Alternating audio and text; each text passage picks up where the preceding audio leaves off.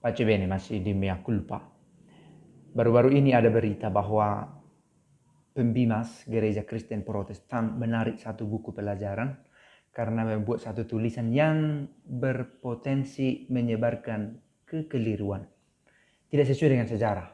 Ketika dikatakan bahwa Gereja Katolik Roma adalah cabang dari Gereja Nestorian.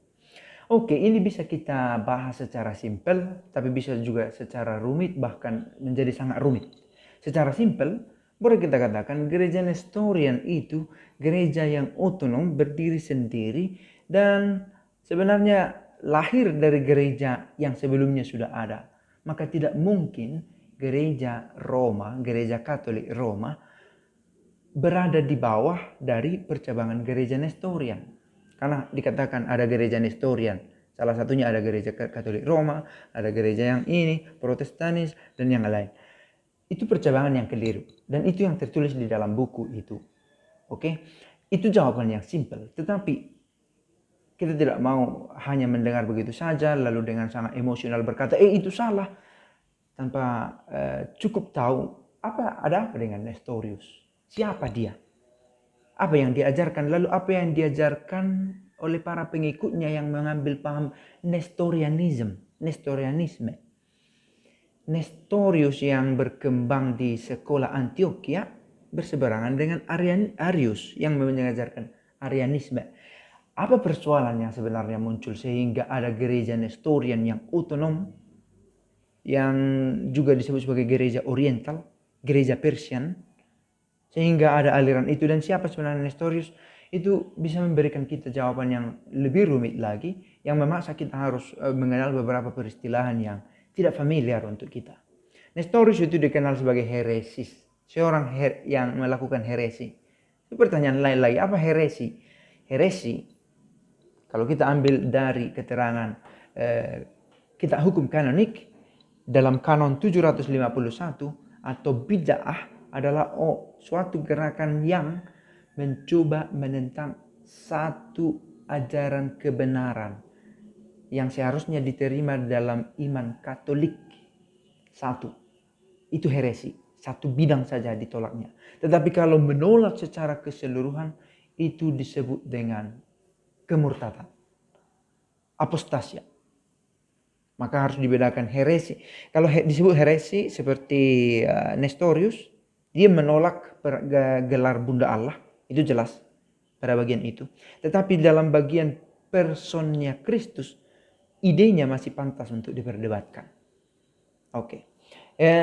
Dia diberi gelar heresi karena menolak gelar Maria sebagai Bunda Allah. Karena kalau dipakai gelar Maria Bunda Allah, ada menurut Nestorius akan ada kebingungan dalam pemberian penghormatan. Bahwa akan ada penghormatan kepada Maria yang tidak wajar melampaui penghormatan kepada atau menyamai penghormatan kepada Allah. Nah, pemikiran yang berbeda dari Nestorius ini membawa dia pada heresi. Dan tentu juga pengajarannya yang masih multitafsir. Bahkan dikatakan sampai sekarang pemikiran Nestorius masih pantas untuk diperdebatkan. Nestorius adalah seorang rahib. Sebagaimana tadi dikatakan, dia adalah seorang rahib dan belajar di sekolah Antioquia. Ada dua sekolah yang utama pada waktu itu. Antioquia, Alexandria, yang masing-masing memiliki pemikiran yang berbeda. Tempatnya berbeda, konsep berpikirnya berbeda, cara mengeksegesi kitab sucinya berbeda. Tentang ini sangat luas pembahasan yang bisa kita buat. Dan salah satu tokoh di seberang sana yang juga bertentangan dengan Nestorius adalah Arius dengan aliran Arianismenya. Yang mana Arius mengatakan bahwa Sang Putra keallahannya itu bukan abadi. Allah adalah abadi, tetapi Sang Putra adalah ciptaan. Maka sebagai ciptaan, dia memiliki titik awal yang tidak berawal dari keabadian, tetapi pada suatu ketika ada. Nah, karena pada suatu ketika ada, maka Sang Putra juga pernah tidak ada sebelum pada suatu ketika ini. Oke? Lalu di sanalah ada kebingungan. Kalau begitu kealahan Sang Putra ada di bawah dari kealahan Bapa. Karena Allah Bapa adalah kekal, tak bermula, creatio ex nihilo, ciptaan dari ketiadaan, memang tidak ada pada awalnya. Tetapi Sang Putra pernah tidak ada, lalu kemudian dijadikan. Nah, dengan demikian Arius juga dikenal sebagai orang yang tidak menerima ajaran gereja dengan baik. Dan pemikiran Arianis ini sungguh berpengaruh pada perkembangan ajaran gereja selanjutnya. Ajaran gereja di luar gereja Katolik dan juga membimbing gereja Katolik untuk memberikan argumen-argumen teologis. Oke. Persoalan Nestorius, persoalan Arianis ini menjadi urgent karena kita mencoba membahas secara rasional rumusan iman kepercayaan kita. Oke, kita mencoba membawa Allah itu dalam konsep rasional kita. Apakah hakikat manusiawi dan ilahinya Sang Putra itu bercabang sehingga ada dua natures dalam satu person, atau merupakan satu unification, satu kebersatuan, satu kesatuan, proses menjadi satu yang berbaur sedemikian rupa sehingga tidak terpisahkan. Nah, ini yang diragukan oleh Nestorius, yang sampai sekarang juga menjadi persoalan antara Trinitarian dengan Unitarian. Apakah benar-benar terbungkus menjadi satu dalam satu pribadi, dalam satu orang, atau memang masih bisa dipisahkan?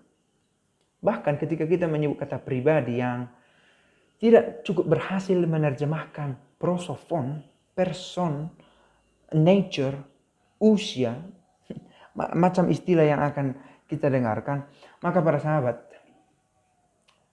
belakangan ini ada perdebatan soal Unitarian, Trinitarianism. Oke, itu satu bidang dalam teologi yang bisa saja dipersoalkan, tapi saya pikir kita akan berujung pada ketakberdayaan. Tapi gereja, sebagai satu institusi yang harus mempertanggungjawabkan imannya, tentu punya pengajaran. Dan gereja mengatakan Tritunggal. Apakah masih disputable? Bisa diperdebatkan? Bisa. Tapi apakah perdebatan ini akan berakhir? Never again. Karena ketika perdebatan ini berakhir, berarti kita sudah berhasil menguasai Allah dalam dunia rasional kita. Tetapi kita masih berpegang pada teologi positif, negatif. Seburuk-buruknya pengetahuan kita tentang Allah, tapi itu adalah pencapaian kita yang terbaik. Dan sebaik-baiknya kita mengenal Allah, itu tidak akan pernah dengan secara baik merumuskan siapa Allah sebenarnya. Kita harus pegang teguh konsep-konsep ini. Menjadi panjang. Tetapi gereja Persian, gereja Oriental, gereja Nestorian bukan merupakan church head, gereja kepala dari gereja Katolik Roma. No. Ini gereja Nestorian adalah autonomous church, otonomi yang memiliki kemandirian, yang kemudian ada uniat, kesatuan dalam gereja, dalam satu pimpinan yang diakui, tetapi sangat berkebalikan kalau menyebut gereja Katolik ada di bawah Nestorian. Ini hanya perkenalan beberapa istilah supaya bagi kita tidak menjadi sangat